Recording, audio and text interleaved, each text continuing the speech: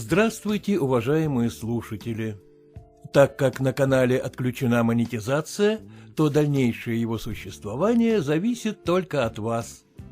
Если вам понравится аудиокнига, а ее создание потребовало определенных усилий и временных затрат, то вы можете поддержать канал не только комментарием, лайком и подпиской, но также и материально.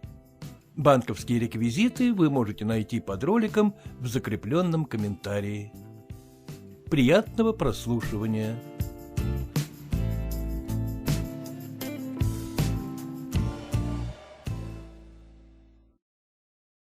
Михаил Афанасьевич Булгаков. Вьюга. Читает Геннадий Постригайло. То, как зверь, она завоет, то заплачет, как дитя. Вся эта история началась с того, что, по словам всезнающей Аксиньи, конторщик Пальчиков, проживающий в Шереметьево, влюбился в дочь агронома. Любовь была пламенная, иссушающая беднягино сердце. Он съездил в уездный город Грачевку и заказал себе костюм. Вышел этот костюм ослепительным, и очень возможно, что серые полоски на конторских штанах решили судьбу несчастного человека. Дочка агронома согласилась стать его женой. Я же, врач Энской больницы, участка такой-то губернии, после того, как отнял ногу у девушки, попавшей в мялку для льна, прославился настолько, что под тяжестью своей славы чуть не погиб. Ко мне на прием по накатанному санному пути стали ездить 100 человек крестьян в день. Я перестал обедать. Арифметика — жестокая наука. Предположим, что на каждого из 100 моих пациентов я тратил только по 5 минут. 5. 500 минут, 8 часов, 20 минут. Подряд, заметьте. И кроме того, у меня было стационарное отделение на 30 человек. И кроме того, я ведь делал операции. Одним словом, возвращаясь из больницы в 9 часов вечера, я не хотел ни есть, ни пить, ни спать. Ничего не хотел, кроме того, чтобы никто не приехал звать меня на роды. И в течение 2 недель по санному пути меня ночью увозили раз 5. Темная влажность появилась у меня в глазах, а над переносицей, как червяк, легла вертикальная складка. Ночью я видел в зыбком тумане неудачные операции, обнаженные ребра, а руки свои в человеческой крови, и просыпался липкий и прохладный, несмотря на жаркую печку-голландку.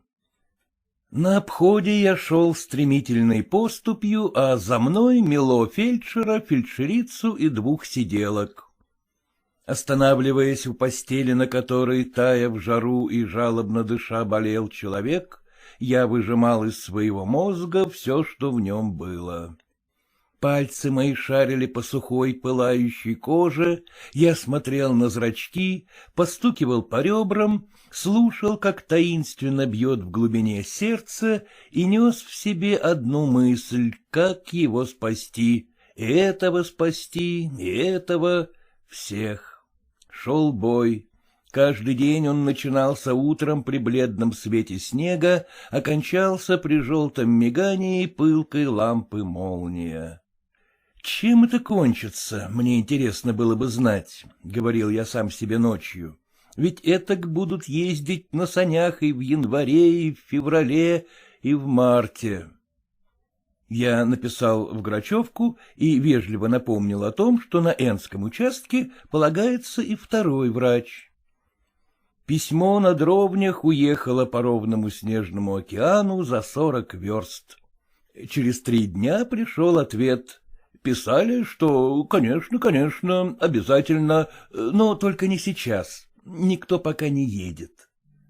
Заключали письмо некоторые приятные отзывы о моей работе и пожелания дальнейших успехов. Окрыленный ими, я стал тампонировать, впрыскивать дифтерийную сыворотку, вскрывать чудовищных размеров гнойники, накладывать гипсовые повязки. Во вторник приехало не 100, а 111 человек. Прием я кончил в 9 часов вечера. Заснул я, стараясь угадать, сколько будет завтра в среду.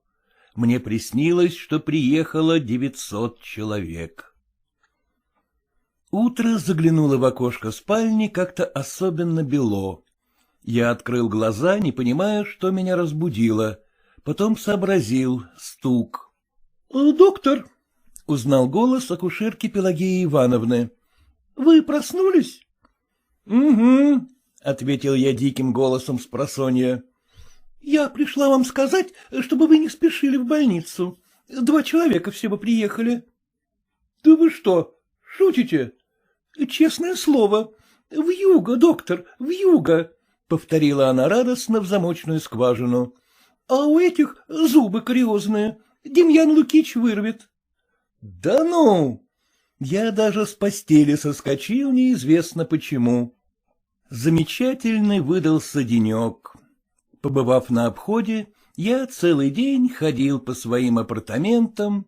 Квартира врачу была отведена в 6 комнат, и почему-то двухэтажная, 3 комнаты вверху, а кухня и 3 комнаты внизу. Свистел из опер, курил, барабанил в окна. А за окнами творилось что-то мною еще никогда не виданное. Неба не было, земли тоже. Вертело и крутило белым, и косо, и криво, вдоль и поперек, словно черт зубным порошком баловался.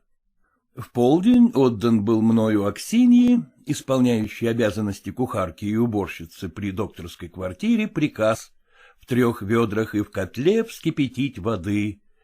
Я месяц не мылся. Мною с Аксиньей было из кладовки извлечено неимоверных размеров корыто. Его установили на полу в кухне. О ванне, конечно, и разговора в Энске быть не могло. Были ванны только в самой больнице, и те испорченные. Около 2 часов дня вертящаяся сетка за окном значительно поредела, а я сидел в корыте голый и с намыленной головой. — Это я понимаю, — сладостно бормотал я, выплескивая себе на спину жгучую воду. — Это я понимаю. А потом мы, знаете ли, пообедаем, а потом заснем. А если я высплюсь, то пусть завтра хоть 150 человек приезжает. — Какие новости, Аксинья? Аксинья сидела за дверью в ожидании, пока кончится банная операция. — Конторщик в Шереметьевом имении женится, — отвечала Аксинья. — Да ну, согласилась. — Ей-богу, влюблен, — пела Аксинья, погромыхивая посудой. — Невеста-то красивая? — Первая красавица, блондинка, тоненькая такая. — Скажи, пожалуйста. И в это время грохнуло в дверь. Я хмуро облил себя водой и стал прислушиваться. — Доктор-то купается, — выпивала Аксинья. — бурчал бас. — Записка вам, доктор, — пискнула Аксинья. — Протяни в дверь. Я вылез из корыта, пожимаясь и негодуя на судьбу, и взял из рук Аксиньи сыроватый конвертик. — Ну, дудки, я не поеду из корыта, я ведь тоже человек. Не очень уверенно сказал я себе и в корыте распечатал записку. «Уважаемый коллега», большой восклицательный знак, «умол», зачеркнуто, прошу убедительно приехать срочно. У женщины после удара головой кровотечение из полость, зачеркнуто, из носа и рта, без сознания, справиться не могу, убедительно прошу. Лошади отличные, пульс плох, камфора есть. Доктор? Подпись неразборчива. Мне в жизни не везет, — тоскливо подумал я, глядя на жаркие дрова в печке. Мужчина записку принес? Мужчина. Сюда пусть войдет. Он вошел и показался мне древним римлянином, вследствие блистательной каски, надетой поверх ушастой шапочки. Волчья шуба облекала его, и струйка холода ударила в меня. — Почему вы в каске? — спросил я, прикрывая свое недомытое тело простыней. — Пожарный я из Шереметьево.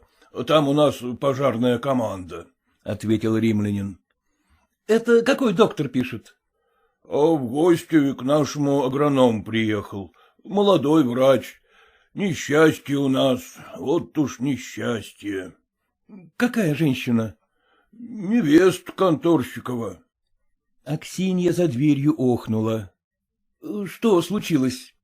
Слышно было, как тело Аксиньи прилипло к двери. — Вчера помолвка была, а после помолвки-то конторщик покатать ее захотел в саночках. Рысачка запряг, усадил ее, да в ворота. А рысачок-то с места как взял, невесту-то мотнула, да лбом об косяк. Так она и вылетела. Такое несчастье, что и выразить невозможно. За конторщиком ходят, чтоб не удавился, обезумел. — Купаюсь я, — жалобно сказал я. — Ее сюда-то чего ж не привезли? И при этом я облил водой голову, и мыло ушло в корыто.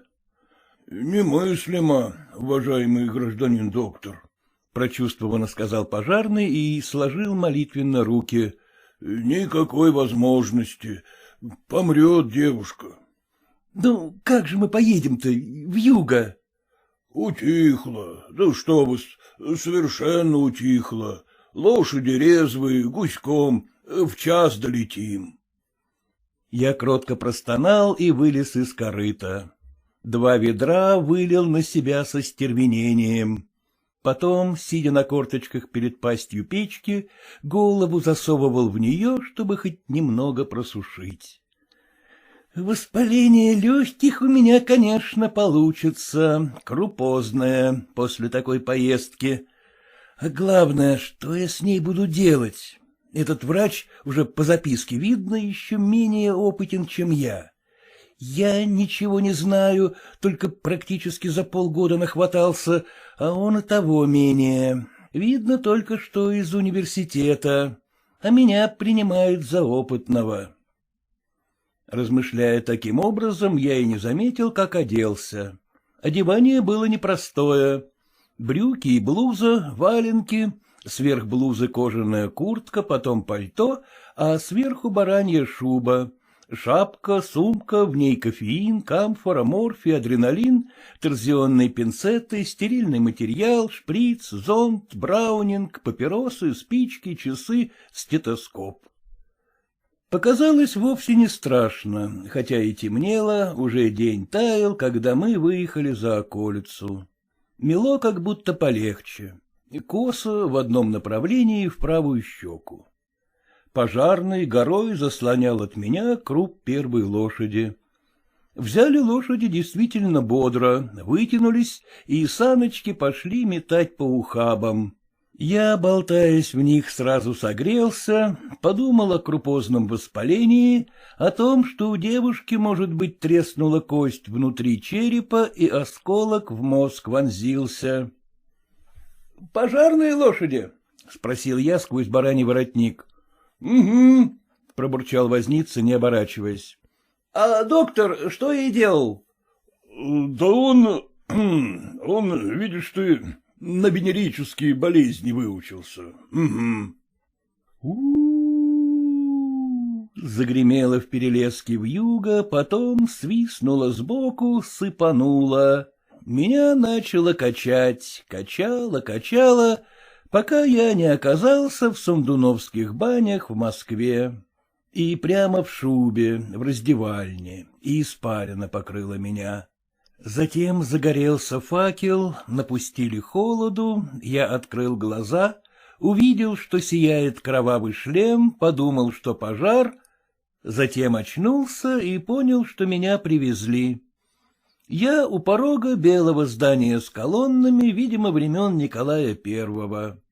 Кругом глубокая тьма, а встретили меня пожарные, и пламя танцует у них над головами. Тут же я извлек из шубы часы, увидел 5. Ехали, стало быть, мы не час, а 2,5. — Лошадей мне сейчас же обратно дайте, — сказал я. — Слушаю, — ответил возница. Полусонный и мокрый, как в компрессе под кожаной курткой, я вошел в сени. Сбоку ударил свет лампы, полоса легла на крашеный пол. И тут выбежал светловолосый юный человек с затравленными глазами и в брюках со свежезаутюженной складкой. Белый галстук с черными горошинами сбился у него на сторону, манишка выскочила горбом, но пиджак был с иголочки, новый, как бы с металлическими складками. Человек взмахнул руками, вцепился в мою шубу, потряс меня, прильнул и стал тихонько выкрикивать: — Голубчик мой, доктор, скорее, умирает она, я убийца. Он глянул куда-то вбок, сурово и черно раскрыл глаза, кому-то сказал: — Убийца я, вот что.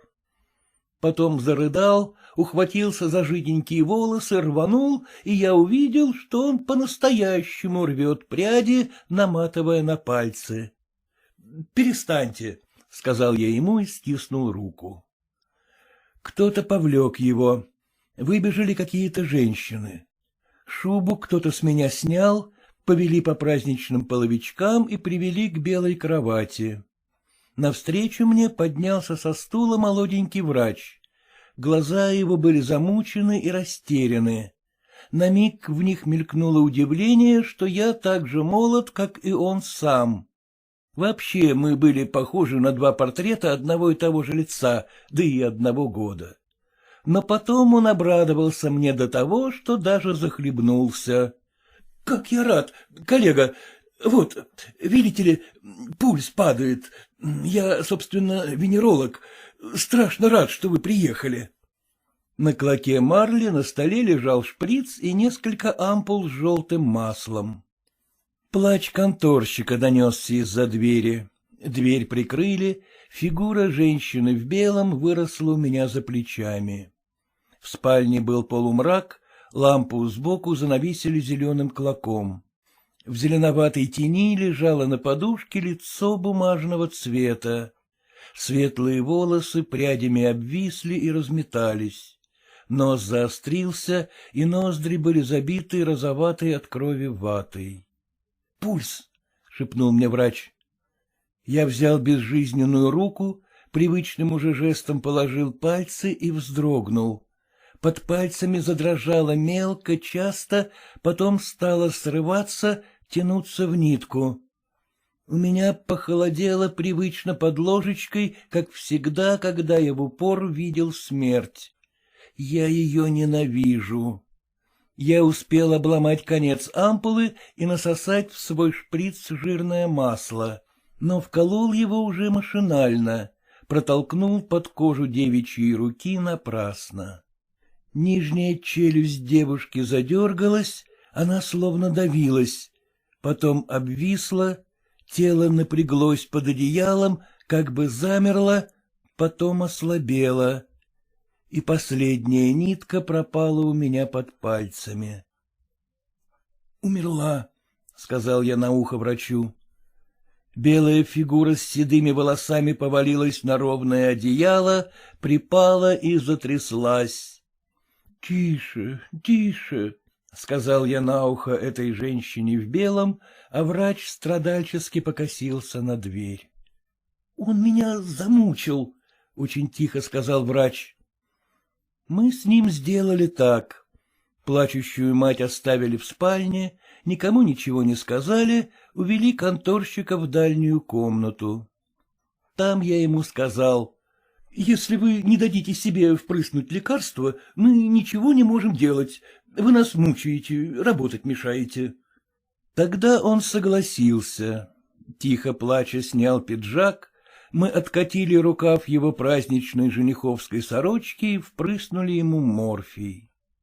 Врач ушел к умершей, якобы ей помогать, а я задержался возле конторщика. Морфий помог быстрее, чем я ожидал. Конторщик через четверть часа, все тише и бессвязнее жалуясь и плача, стал дремать. Потом заплаканное лицо уложил на руки и заснул. Возни, плача, шуршания и заглушенных воплей он не слышал. — Послушайте, коллега, ехать опасно, вы можете заблудиться, — говорил мне врач шепотом в передней. — Останьтесь, переночуйте. — Нет, не могу, во что бы то ни стало уеду. Мне обещали, что меня сегодня же обратно доставят. — Да они-то доставят, только смотрите. У меня 3 тифозных таких, что бросить нельзя, я их ночью должен видеть. Ну, смотрите. Он разбавил спирт водой, дал мне выпить, и я тут же в передней съел кусок ветчины. В животе потеплело, и тоска на сердце немного съежилась. Я в последний раз пришел в спальню, посмотрел на мертвую, зашел к конторщику, оставил ампулу морфия врачу и закутанный ушел на крыльцо. Там свистело, лошади понурились, их секло снегом. Факел метался. — Дорогу-то вы знаете? — спросил я, кутая рот. — Дорогу-то знаем, — очень печально ответил возница. Шлема на нем уже не было. — А остаться бы вам переночевать. Даже по ушам его шапки было видно, что он до смерти не хочет ехать. — Надо остаться, — прибавил и второй, держащий разъяренный факел. — В поле нехорошо-с. 12 верст, — угрюмо забурчал я. — Доедем. У меня тяжелобольные. И полез в санки. Каюсь, я не добавил, что одна мысль остаться во флигеле, где беда, где я бессилен и бесполезен, казалась мне невыносимой. Возница безнадежно плюхнулся на облучок, выровнялся, качнулся, и мы проскочили в ворота. Факел исчез, как провалился, или же потух. Однако через минуту меня заинтересовало другое. С трудом обернувшись, я увидел, что не только факела нет, но Шалометьева пропала со всеми строениями, как во сне. Меня это неприятно кольнуло. Однако это здорово. Не то подумал, не то забормотал я. Нос на минуту высунул и опять спрятал. До того нехорошо было. Весь мир свился в клубок, и его трепало во все стороны. Проскочила мысль, а не вернуться ли. Но я ее отогнал, завалился поглубже в сено на дно саней, как в лодку, съежился и закрыл глаза. Тотчас выплыл зеленый лоскут на лампе и белое лицо. Голову вдруг осенило. Это перелом оснований черепа. Да. Ага, именно так. Загорелась уверенность, что это правильный диагноз. Осенило. Но к чему? Теперь ни к чему, да и раньше ни к чему было. Что с ним сделаешь? Как ужасна судьба, как нелепо и страшно жить на свете. Что теперь будет в доме агронома? Даже подумать тошно и тоскливо. Потом себя стало жаль. Жизнь моя такая трудная. Люди сейчас спят, печки натопили, а я опять и вымыться не смог. Несет меня вьюга, как листок. Ну вот, я домой приеду, а меня чего доброго опять повезут куда-нибудь. Вот воспаление легких схвачу и сам помру здесь. Так, разжалобив самого себя, я провалился во тьму, но сколько времени в ней пробыл, не знаю. Ни в какие бани я не попал, а стало мне холодно, и все холоднее и холоднее. Когда я открыл глаза, увидел черную спину, а потом уже сообразил, что мы не едем, а стоим. — Приехали? — спросил я, мутно тараща глаза. Черный возница тоскливо шевельнулся, вдруг исчез, мне показалось, что его вертят во все стороны, и заговорил без всякой почтительности. — Приехали. Людей-то нужно было послушать. Ведь что же это такое? Из себя погубим и лошадей. Неужели дорогу потеряли? У меня похолодела спина. — Какая тут дорога? — отозвался возница расстроенным голосом. — Нам теперь весь белый свет дорога. Пропали не за грош. 4 часа едем, а куда? Ведь это что делается? 4 часа. Я стал копошиться, нащупал часы, вынул спички.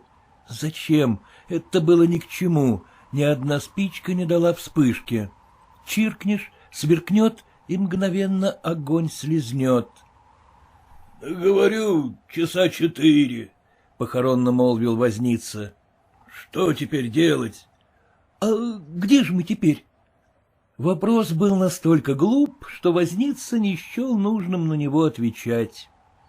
Он поворачивался в разные стороны, но мне временами казалось, что он стоит неподвижно, а меня в санях вертит.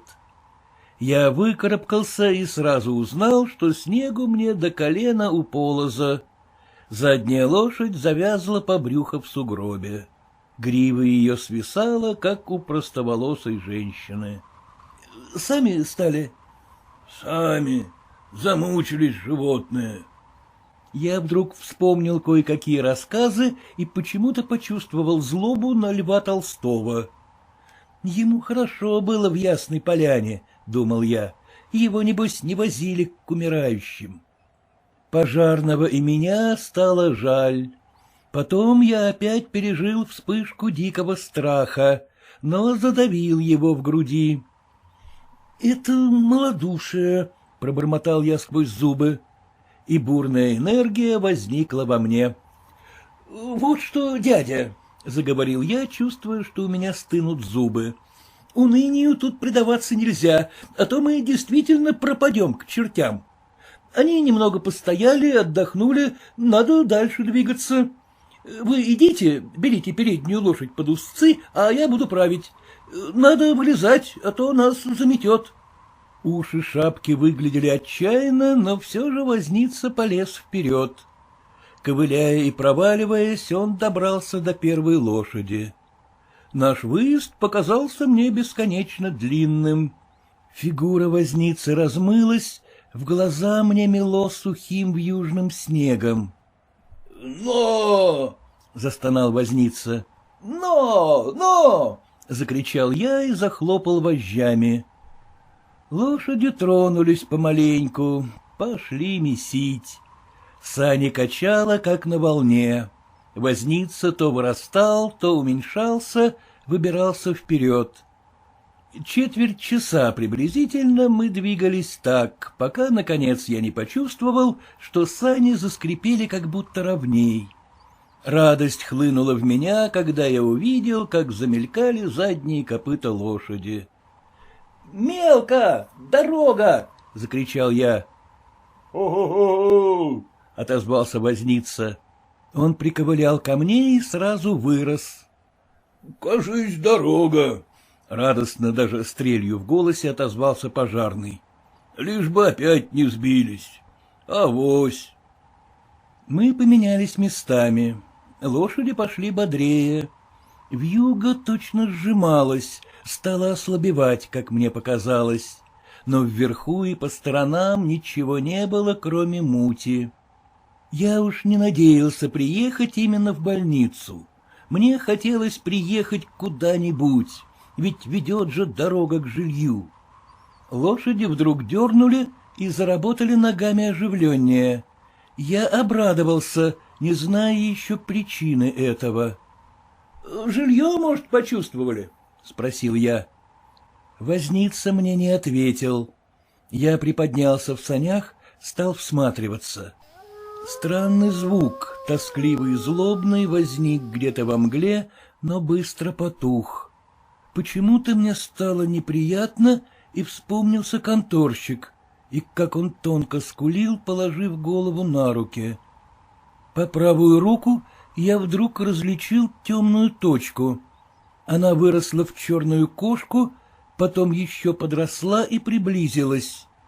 Пожарный вдруг обернулся ко мне, причем я увидел, что челюсть у него прыгает, и спросил: — Видели, гражданин доктор?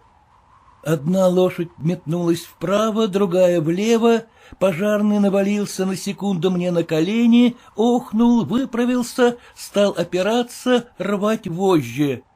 Лошади всхрапнули и понесли. Они взметывали комьями снег, швыряли его, шли неровно, дрожали. И у меня прошла дрожь несколько раз по телу. Оправясь, я залез за пазуху, вынул браунинг и проклял себя за то, что забыл дома вторую обойму. Нет, ну если я не остался ночевать, то факел-то почему я не взял с собой? Мысленно я увидел короткое сообщение в газете о себе и злосчастном пожарном. Кошка выросла в собаку и покатилась невдалеке от саней. Я обернулся и увидел совсем близко за санями вторую четвероногую тварь. Могу поклясться, что у нее были острые уши, и шла она за санями легко, как по паркету. Что-то грозное и наглое было в ее стремлении. Стая или их только две, думалось мне, и при слове «стая» варом облила мне под шубу, и пальцы на ногах перестали стыть. — Держись покрепче и лошадей придерживай, я сейчас выстрелю, — выговорил я голосом, но не своим, а неизвестным мне. Возница только охнул в ответ и голову втянул в плечи. Мне сверкнуло в глаза и оглушительно ударило. Потом второй раз и третий. Не помню, сколько минут трепало меня на дне саней. Я слышал дикий визгливый храп лошадей, сжимал браунинг, головой ударился обо что-то, старался вынырнуть из сена и в смертельном страхе думал, что у меня на груди вдруг окажется громадное жилистое тело. Видел уже мысленно свои рваные кишки. В это время возница завыл. «О-о-о-о! Вон он, вон! Господи, выноси, выноси!» Я, наконец, справился с тяжелой овчиной, выпростал руки, поднялся. Ни сзади, ни с боков не было черных зверей. Мело очень редко и прилично, а в редкой пелене мерцал очаровательнейший глаз, который я бы узнал из тысячи, который узнаю и теперь. Мерцал фонарь моей больницы. Темная громоздилась сзади него. Куда красивее дворца, — помыслил я, и вдруг в экстазе еще 2 раза выпустил пули из браунинга назад, туда, где пропали волки. Пожарный стоял посередине лестницы, ведущей из нижнего отдела замечательной врачебной квартиры. Я наверху этой лестницы, а Ксинья в тулупе внизу. — Озолотите меня, — заговорил возница, — чтоб я в другой раз... Он не договорил, залпом выпил разведенный спирт, страшно крякнул, обернулся к Аксинье и прибавил, растопырив руки, сколько позволяло его устройство. — О, величиной! — Померла, не отстояли? — спросила Аксинья у меня. — Померла, — ответил я равнодушно. Через четверть часа стихло, внизу потух свет. Я остался наверху один. Почему-то судорожно усмехнулся, расстегнул пуговицы на блузе, потом их застегнул, пошел к книжной полке, вынул том хирургии, хотел посмотреть что-то о переломах основания черепа, бросил книгу. Когда разделся и влез под одеяло, дрожь поколотила меня с полминуты, потом отпустила, и тепло пошло по всему телу. — Озолотите меня, — задремывая пробурчал я, — но больше я не «Поедешь, Ан, поедешь!» — насмешливо засвистала вьюга. Она с громом проехалась по крыше, потом пропела в трубе, вылетела из нее, прошуршала за окном, пропала. «Поедете, поедете. Стучали часы, но глуше, глуше. И ничего. Тишина, сон.